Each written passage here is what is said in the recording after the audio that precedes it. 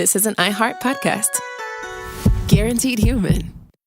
Everyone knows winter is the real mess maker. You don't need WeatherTech floor liners for summer unless you hit the beach and half the beach ends up back in your car, or the campsite dirt ends up in your trunk. Then you'd want a cargo liner, or a road trip goes sideways, lemonade spills, ketchup goes rogue, ice cream drips. Yeah, you'd be pretty happy about those WeatherTech seat protectors. So just to be clear, as the mud you're inevitably going to step in this summer, you don't need WeatherTech unless you plan on doing summer. Visit WeatherTech.com today. With no fees or minimums on checking accounts, it's no wonder the Capital One bank guy is so passionate about banking with Capital One. If he were here, he wouldn't just tell you about no fees or minimums. He'd also talk about how most Capital One cafes are open 7 days a week to assist with your banking needs. Yep, even on weekends. It's pretty much all he talks about, in a good way. What's in your wallet? Terms apply. See CapitalOne.com/bank. Capital One, N.A., member FDIC.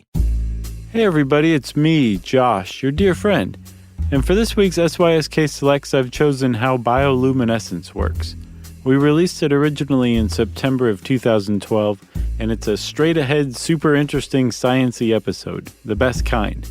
And for some reason, I sound so low-key that it seems like I'm going to melt into the floor at any moment. No idea why. I hope you enjoy listening to it again as much as I did. Welcome to Stuff You Should Know from HowStuffWorks.com.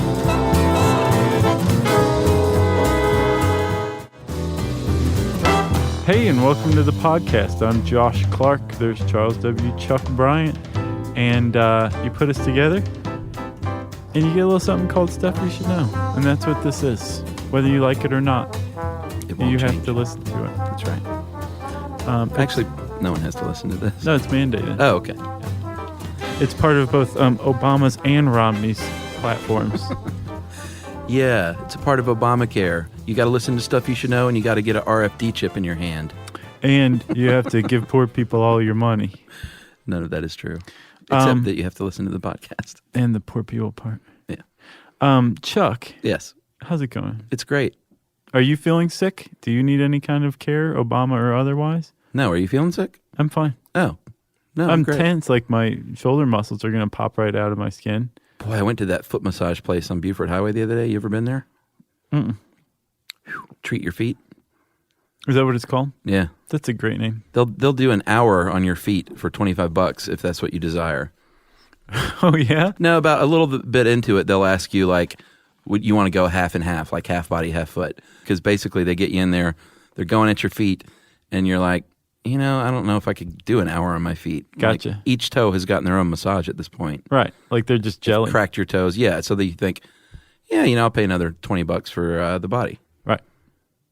And they give you tea. It's really nice. You should go. It does sound nice. But it's not like private. Like you're in a big room with like 15 recliners. And yeah. Everyone's just sitting around. And well, we've gotten back rubs at the mall before. Yeah, that's true. You remember? I don't know how I got on this. Treat your feet. Buford Highway. Go eat some pho.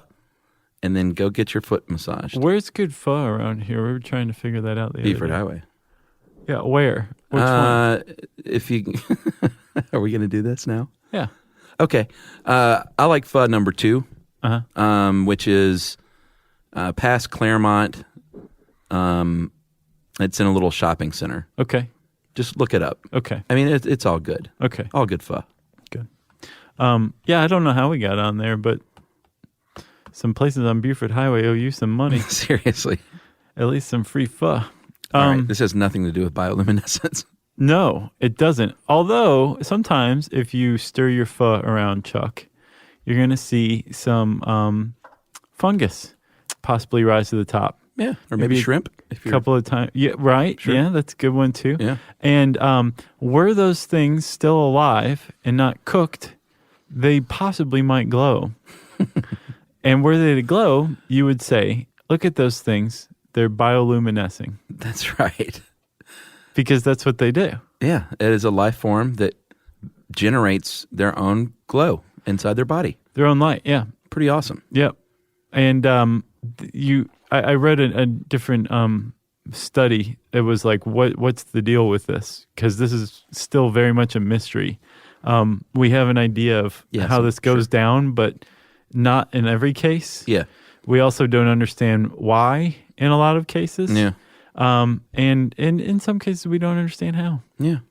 And the thing is I don't think it's out of the grasp of science to understand it. I think that when researchers are looking into this, they become so transfixed on the beautiful glow that they forget what they're doing and waste tons of time. And then all of a sudden they're like, oh, I got to publish or perish. And then it's just like they just write why on a piece of paper and send it in. As Tracy Wilson of Pop Stuff, great podcast, points out. Right. And Tracy's articles are always awesome. Yeah. Oh, man, they're comprehensive. I never have to worry about it.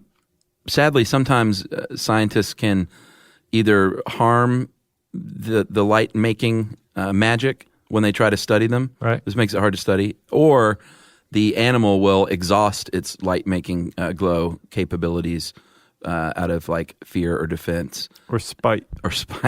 Which will also make it hard to study. Right. So those are a couple of reasons. And the whole just, why? Right. Yeah. So we do have a pretty good handle to some extent. But let's talk about what luminescence itself is, right? With this light bulb right here in this IKEA brand lamp. Yes. It's incandescent. It's an incandescent light bulb, Chuck. I think this is an Edison bulb too. If I'm not mistaken. Yeah. Oh, is it like the real old-timey looking one? No, sort of. So that is pretty simple. It has electricity that passes through a filament, just a thin metal piece of something, metal, and that heats up, and it heats up so much that it gives off light, which is incredibly inefficient. And if, say, a jellyfish were to do this, it would catch fire, even though it's underwater. Right? So what living organisms do when they want to give off light is something called cold light or bioluminescence, which is the combination of chemicals that produce light. It's like a glow stick. But no heat. But it is just like a glow stick. You're combining two things that will make a glow. Exactly. Except you don't have to shake up the jellyfish and throw it at your sister. No. They do not like that. Or it's like the glow sticks that I used to sell very often at Stone Mountain Laser Show. It's like the glow sticks every summer that I used to dance with at raves. You were at raves, and I was selling these things during like Lee Greenwood, yeah. Proud to be an American? Sure. Yeah. Boy, I heard that song 5,000 times. I'll bet. Anyone who's never been to Stone Mountain, Georgia, they have a big rock there, and they have a laser show on it during the summer. It's a big rock that has basically the Confederate heroes carved into the side of it by the guy who did Mount Rushmore. Oh, is that the same guy? Uh-huh. Yeah, and they show a very corny laser show every summer since like the early 1980s. And not just once this summer, like every night during the summer. Night. Yeah, that's why I've heard it 10,000 times. It's something. And Chuck used to work there. I think you left that out. Selling glow sticks. I sold the glow sticks. Full circle. Yes. All right, let's quit stalling.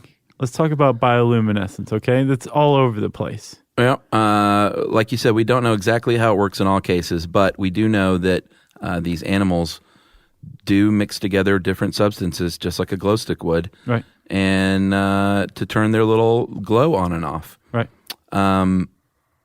Here on the planet, not in the ocean, because that's where most of this stuff takes place. Right. Here on planet Earth, on the dry land, you can have things glowing like foxfire, which is this fungus that feeds on rotting wood. Mm-hmm. If you look up pictures of foxfire, pretty cool. Yeah, it's eerie. Doesn't look real, but it's real. It's very real.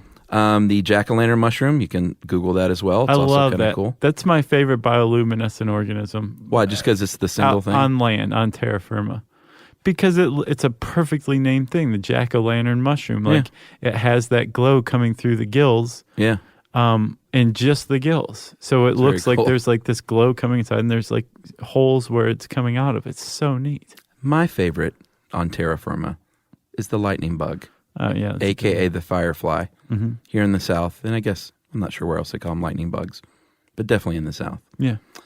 You'll see them come out every summer, and if you're a little kid, you can go around and catch them and put them in a jar. And then release them. And in fact, you may be harming them just by catching them. Probably. But what you don't want to do if you're a kid is like smash these things. Right. Because that's just, that means you're going to end up being a serial killer one day.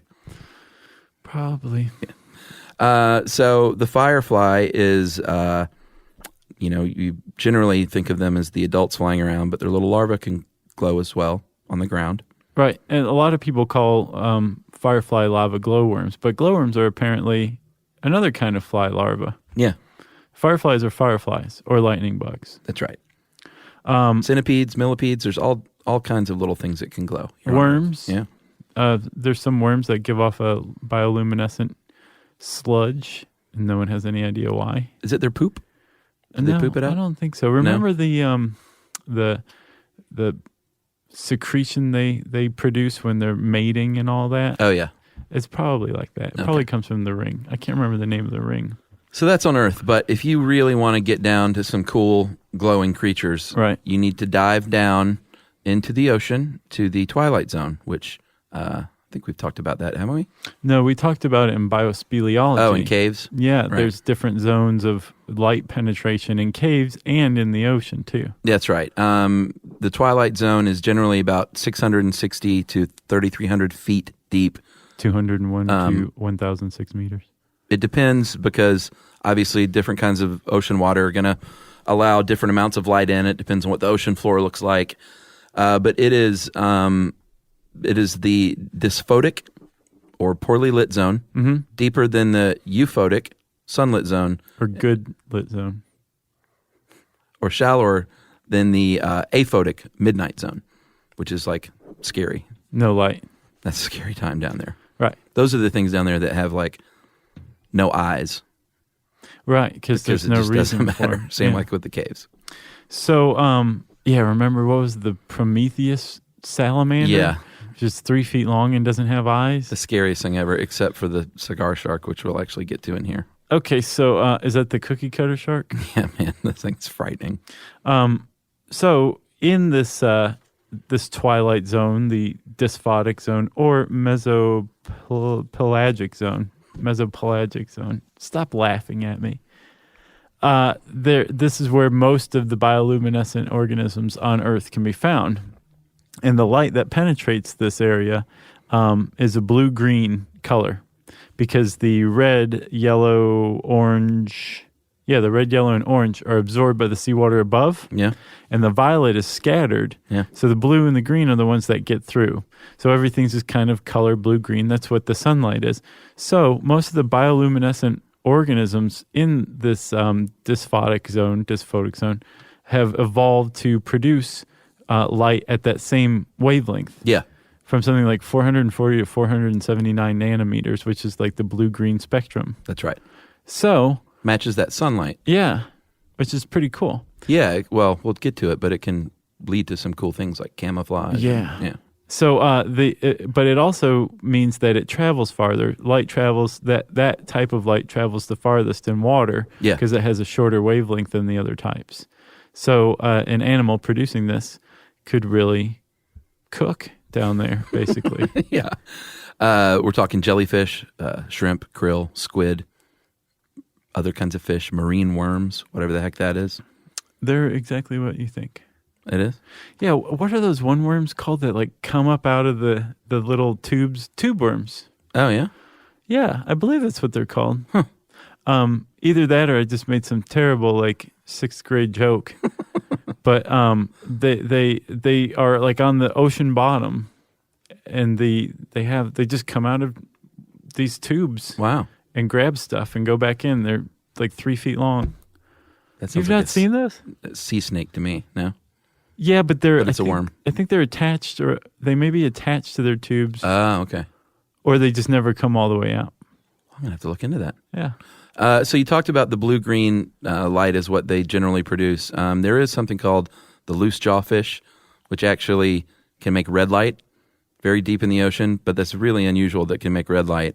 And it's a lot of species can't even see the color red down there because I don't know if their brains aren't used to it because they never see it.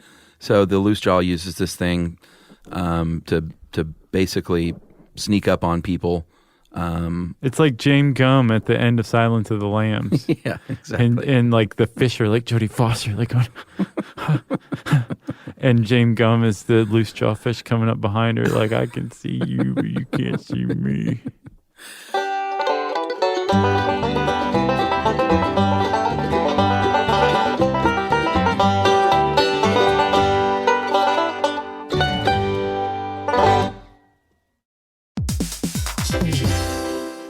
Hey, everybody. I want to talk to you a little bit about Tide Evo because it represents over 10 years of innovation and product development. Tide Evo is a first-of-its-kind technology where tens of thousands of minuscule fibers are spun together to form a 6 times powerful layer packed with scrubbers, brighteners, pre-treaters, and fresheners. And that's going to deliver a breakthrough clean that's so powerful it feels like magic. Yeah, it is kind of like magic. Tide Evo is revolutionary. A 100% concentrated, waterless laundry tile that's made of compressed microfiber soap layers rather than liquid or powder. And it's not like pods or sheets because it uses 6 layers of detergent fibers to deliver superior cold water cleaning without plastic packaging of any kind. And it provides a mess-free, lightweight solution that dissolves lickety-split. So whenever you run into a laundry challenge, turn to Tide Evo. It's revolutionary. It's magic. Try new Tide Evo. Real laundry magic.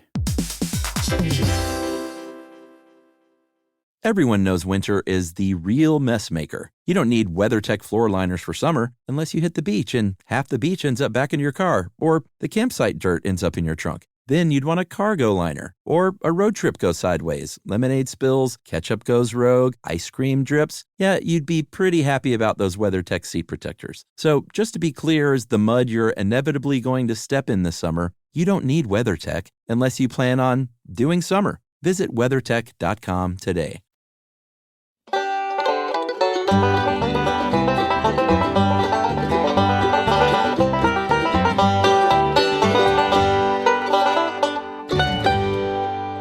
So, like we said earlier, we don't know for sure why all these bioluminescent forms of life are down there doing their thing. You did mention the earthworm that has the secretion. They don't know why they do that. The mushroom spores, they think that maybe it's to attract insect to spread these spores. That's why the mushroom glows. Makes sense. Sometimes, and this one's kind of cute, sometimes animals will light up when something nearby them lights up, which I think might just be a little like, hey, how you doing? I can glow too. Well, that's what fireflies are doing. Yeah, they're attracting mates, right? Yeah.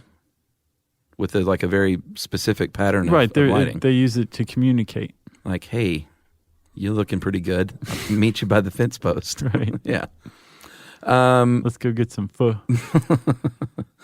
So, should we talk about the dinoflagellates, the dinoflagellates? Dinoflagellates. Am I pronouncing it wrong? No, I think I was wrong. Okay. Well, yeah. So have you ever seen Apollo 13? Yeah. You remember the part where... they had a problem, Houston? Is it Tom Lovell? Jim Lovell. Yeah. Where Jim Lovell and is hanging out with Bill Paxton and they're talking about how they're just shooting the breeze while they're trying to stay alive. And he talks about how he was flying a mission coming in on an aircraft carrier and there was a blackout and he couldn't see where he was going. He couldn't find the aircraft carrier to land and he was running low on fuel. Then all of a sudden he looks and he notices that there's a bunch of, he calls it like glowing algae or whatever. Yeah. But what he's talking about were dinoflagellates that were kicked up by the wake of the aircraft carrier and he used them as like a runway to guide him in. I don't remember that part. That's a great part. That whole movie from like start to finish was awesome. Ron Howard.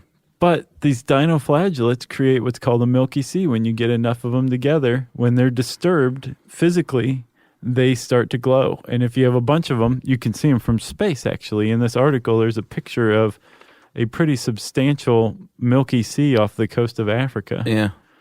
Pretty cool stuff. Yeah, and if you Google Milky Sea, too, you can see some, like, that's cool looking, but I like the shots from, like, low-flying planes or helicopters. Very cool looking. Yeah. And a little eerie. Yeah. If I may say so. They have no idea, again, why dinoflagellates would glow when they're disturbed. Obviously, they're like trying to register their complaint. They can't talk. Yeah. They can't flip anyone off. So they glow out of anger, apparently. There's a theory called the burglar alarm theory. I like this one. Where basically they think that when dinoflagellates start to glow, it's because there's little fish eating on them, right? Which is disturbing. They think that maybe they glow to basically alert larger fish that will come eat the smaller fish, so they'll stop eating the dinoflagellates, that there's little fish in the area. Pretty awesome. Like, hey, help. Come eat this guy because you're bigger. Right. Here's some other, and these are the ones that are the most understood because there is a lot of uncertainty, like we said, like 10 times. But here's some of the reasons that they think they're doing this. Communication, which we've mentioned with the firefly, right, or the lightning bug. Right. To locate food, maybe to use it as an actual light to see in the dark. Right. Pretty cool. Or a spotlight to catch prey. Sure. Like temporarily blind something. Mm-hmm. Oh, gotcha. Or no, to like go find it. Or like, just to find it. It's very dark in here. I need to see what fish are around. To attract prey, like the anglerfish, like, ooh, look at this bright glow. Come here. Chomp. Yeah, I love that one. What was that in Finding Nemo? Man, that thing was scary. I didn't see that one. Oh, it was a good one. Yeah. Camouflage. I don't watch any of those anymore because Emily doesn't like them. Oh, yeah, she doesn't like Disney movies? She doesn't like any of those Pixar movies because it's always like some tragedy, like someone dies and it's heartbreaking. Man, keep her away from Toy Story 3. Oh, dude, I can't even watch that movie. I made her watch Up, and she was just like a little blob of plankton on the floor. The first 10 minutes are just so sad. Yeah. My God. But I always explain to her, like, this is why they make these movies, so kids can learn how to cope with death, and then they see, like, it's all happy afterward. Right. All right. Camouflage. This is the coolest one. Yeah, it makes sense too. If you're in the ocean, if you ever like swum down 10 or 15 feet and looked up, open your eyes in the ocean. I've done it. It's hard to see stuff below you, but it's easy to look up because, the sunlight's penetrating down and see like the silhouette, or in the case of Jaws, you see like the silhouette of the lady's legs on the raft. Right. And that's good eating. If you have, like in the case of, what's it called? Counter illumination. You can actually produce spots on your underside to make it more difficult for a fish beneath you, a predator beneath you, to look up and like make out what's going on. Like you won't have the perfect little silhouette outline of a yummy fish. It'll confuse it basically. Right, because you're cutting down on the contrast. Pretty cool. Like you're creating light that blends in with that same blue-green light, and all of a sudden you disappear. Well, or it just breaks up your shape so you Sure. don't look like you should. Right. And then there's the opposite, the cookie cutter or cigar shark, which is the name I think you made up. No, that's real.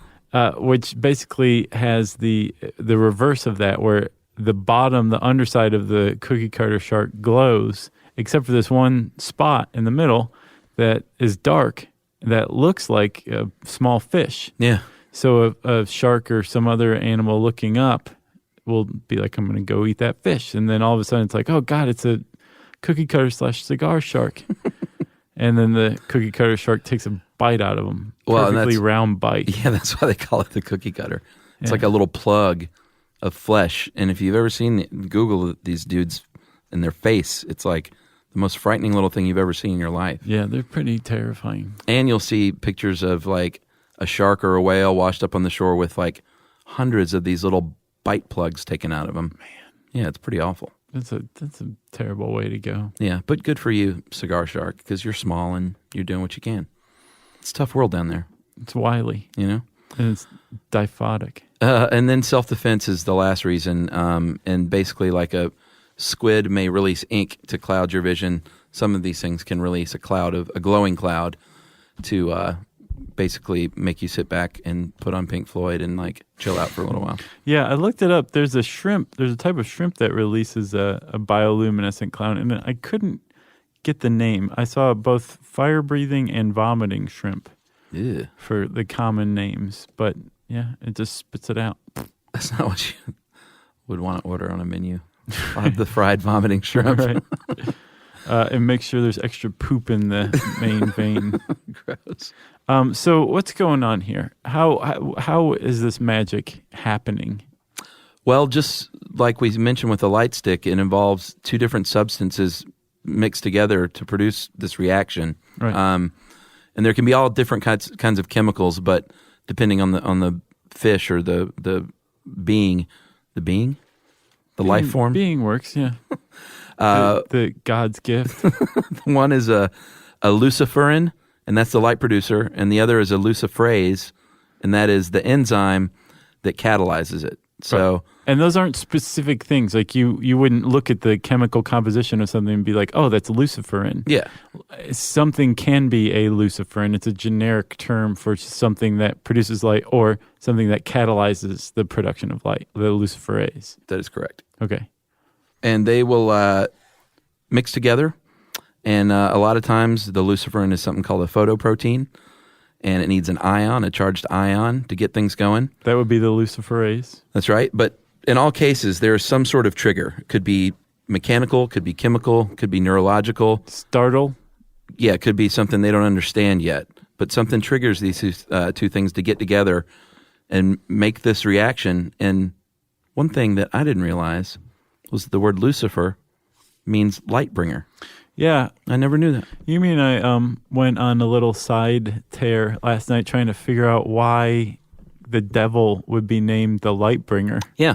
Did you find out? No, it's a mystery. It's Latin, and it came years, like centuries after the Old Testament was originally written. And I can't remember what version, but it was basically like added on by I guess the Romans maybe. Huh. Added it on, but it's because it's Latin, and the original version was not written in Latin. Light bringer. The light bringer. Yeah. The morning star. That's another way to put it. Really? They said maybe it had to do with Venus, because Venus is like a false star. Yeah. And so maybe Lucifer is a false angel, is what they were saying. But That makes really sense, because the devil would always come in disguise, maybe. Yeah, I think that's weak. Light bringer, that's pretty specific. Like, what is that? I bet there's some theologian that has the answer here. I want to hear it. Yeah, I would for love sure. to find out about that one.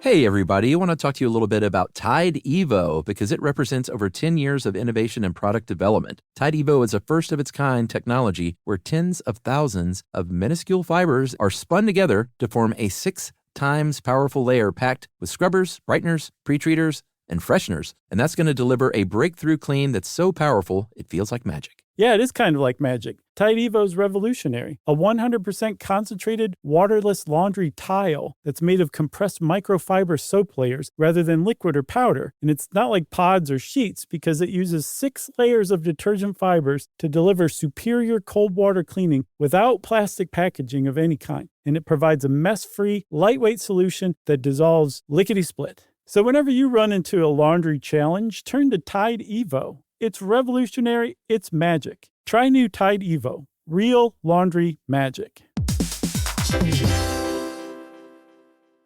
Everyone knows winter is the real mess maker. You don't need WeatherTech floor liners for summer unless you hit the beach and half the beach ends up back in your car, or the campsite dirt ends up in your trunk. Then you'd want a cargo liner, or a road trip goes sideways, lemonade spills, ketchup goes rogue, ice cream drips. Yeah, you'd be pretty happy about those WeatherTech seat protectors. So just to be clear, as the mud you're inevitably going to step in this summer, you don't need WeatherTech unless you plan on doing summer. Visit WeatherTech.com today.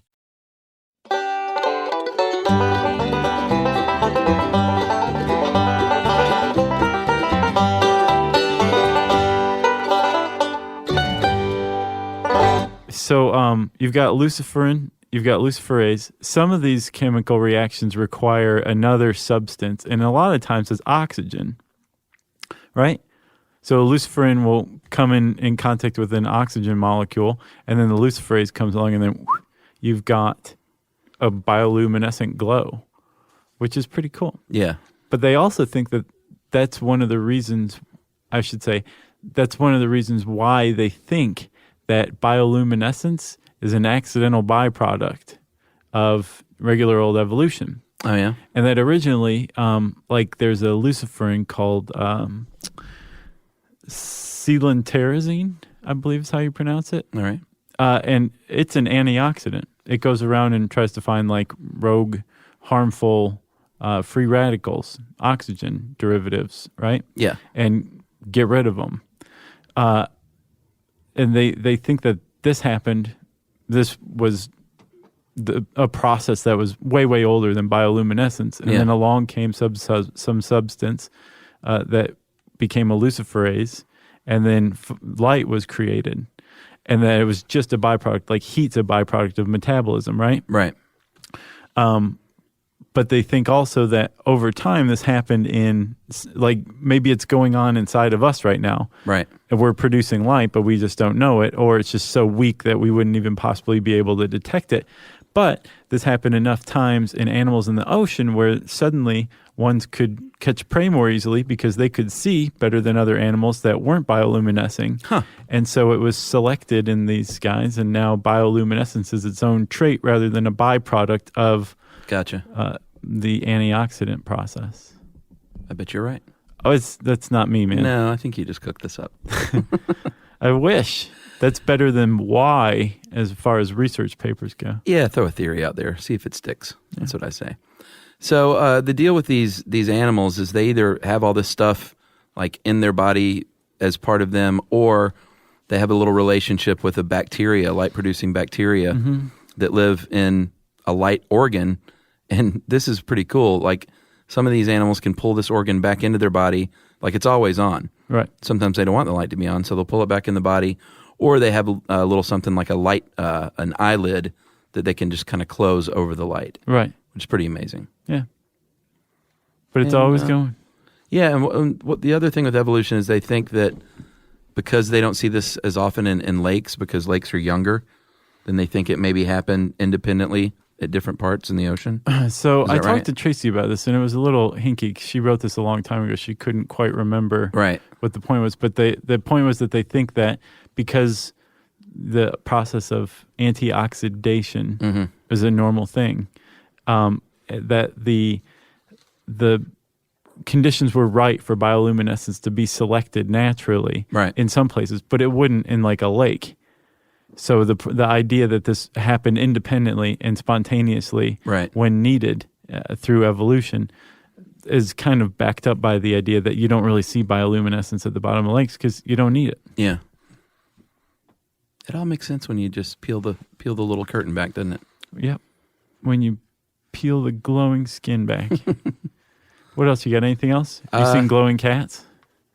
No, are there cats that glow? Yeah, the Mayo Clinic likes to put jellyfish genes in animals. The biggest one so far is a cat, and make it glow because they're tracking disease. They're using it to mark the progression of diseases, but they made a glowing cat. It's pretty cool. Now, I got to look this up. It glows under a blue light, but it glows green, and it's like the cat glows green. Like I guess it's the hair. The keratin it produces has some sort of fluorescent property to it, but it's not bioluminescent it's fluorescent. And fluorescent is where you take light of one color and reflect it back, absorb it and reflect it back of it as a different color. You're not actually producing light. All right, I just looked it up. Wow. It's a glowing cat. And I double-checked the date. Kitties. I double-checked the date. I'm like, this better not be an April Fool's article, but it's not. Wow. Yeah. I want one of those. Dysphotic. Yeah. Okay, so if you done? I'm done. Yeah, there's glowing rats, too. No, these are baby cats, I think. Are you sure? Which are called kittens in some countries. If you want to learn more about bioluminescence, you should type that in to the search bar. And you want to type bioluminescence.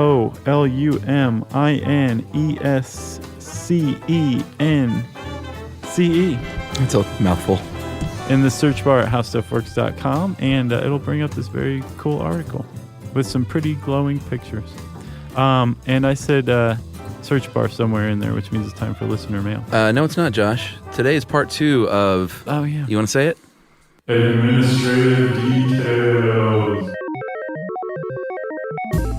For those of you who don't know, this is the point at the show where we thank people for little tokens and gifts and tchotchkes and things that they have sent us. Food sometimes. Foods. And it's a good chance to hear your name on the show as a thank you. And it's a good chance for some of you to find out where you can get some of these things. Because a lot of times they're like really great, creative, crafty things. Books. People write books. And yeah, and like we want to support crafters and writers and bakers of cookies.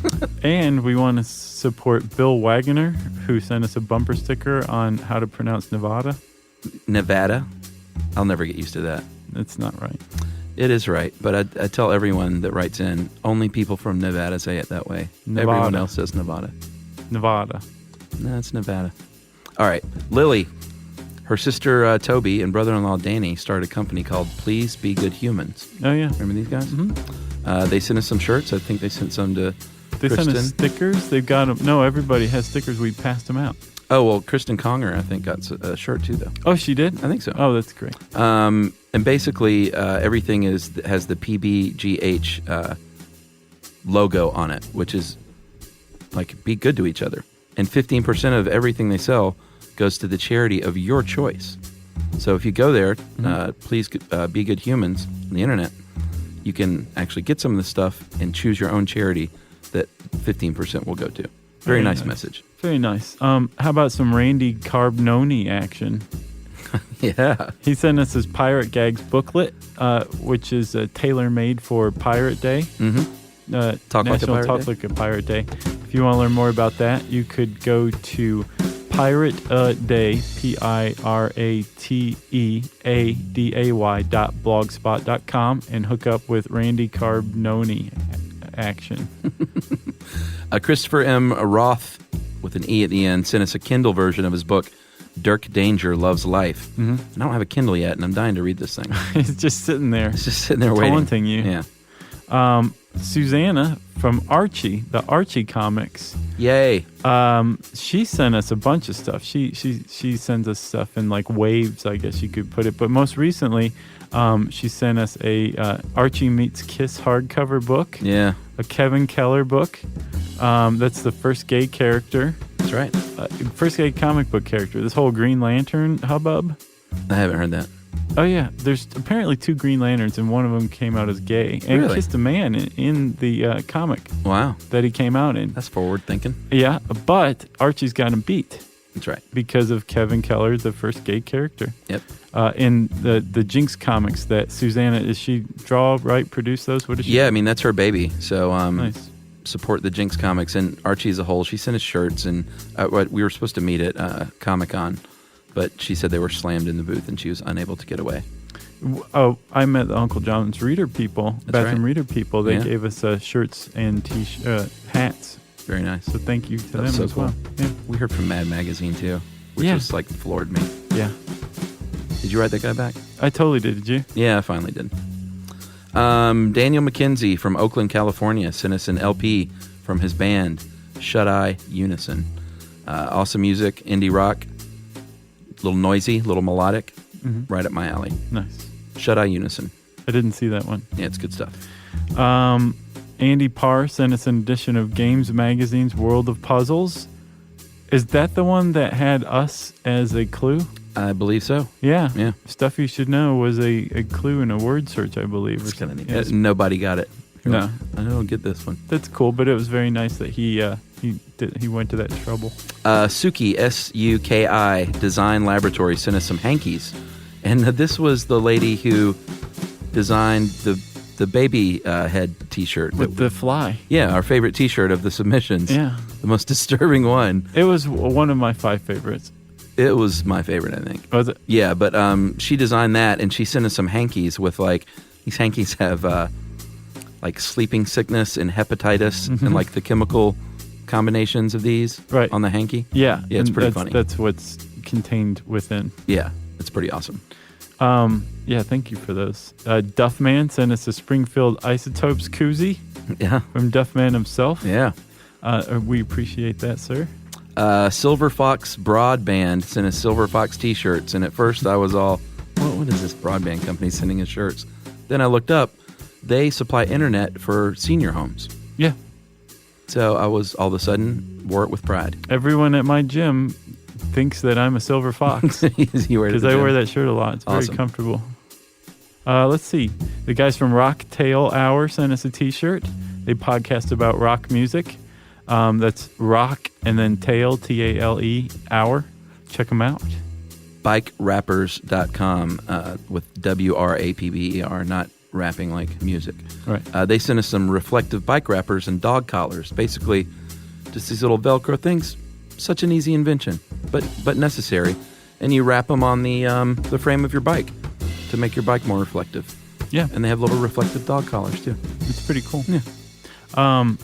We've got Christmas cards from a bunch of people. Thank you very much for them. This is how far behind we are. I know. It's Christmas in July, everybody. Nick and Lindsay, Devin B., Becca Evans, Andrew, and Janelle Thomas. So thank you very much. Merry Christmas, all you people. And happy Halloween, M. Oh, and I've got one more. M sent us a Halloween card. Oh, thanks. Happy Halloween, M. Mm-hmm. And then again from Nick and Lindsay, they sent us Valentine's Day cards. Yeah, they're pretty sweet. They sent us stuff. Are you done? Because I got two more on this one. Go ahead. Let's go for it, dude. David Beaver's family has been making a magnetic calendar for 50 years. Yeah. And not just one. They've been making the magnetic calendars for 50 years. Yeah. TheMagneticCalendar.com. Owned, operated, made, and sourced in the Midwest. Mm-hmm. It's a selling point. Family business. They've been doing this for how long? 50 years? 50 years. Awesome. And then Jill Swing sent us a Twinkie the Kid t-shirt. So thank you very much. Yeah, I believe it was homemade design too, right? I don't know. I think it is. Was it? Yeah. Well, thank you, everybody. That was very kind of you. Yeah, we have one more installment that you will hear soon. And then I have to do it because these are all the ones that Chuck compiled. I think it's most of them, though. Do you have a lot? I've got a decent amount. All right, well, then there'll be a part 4. Good. And then we'll start all over. All right. All right. If you want to send us something, even something as innocuous as just a hello, you can tweet to us at SYSK Podcast.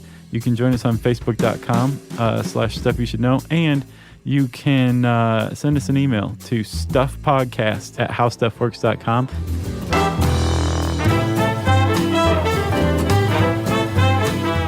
For more on this and thousands of other topics, visit howstuffworks.com.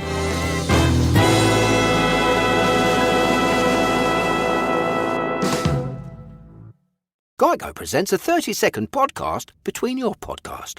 Today's story is shared by one of our listeners. It's called Betrayed by Bill. It was in that moment I caught who was staring back at me in betrayal, or more like what? My insurance bill. With trembling hands, I grabbed my phone and switched to Geico, saving about $900 in the process, and never to be betrayed again. Now that was bloody riveting. It feels good when the story ends with savings. It feels good to Geico.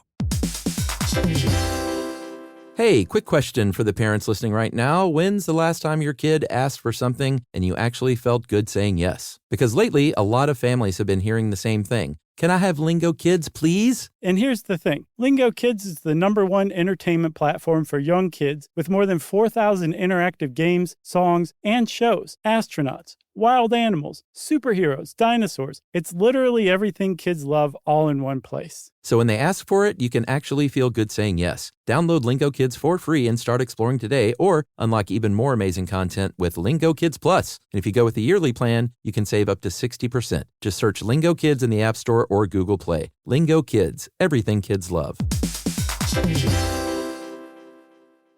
This is an iHeart podcast. Guaranteed human.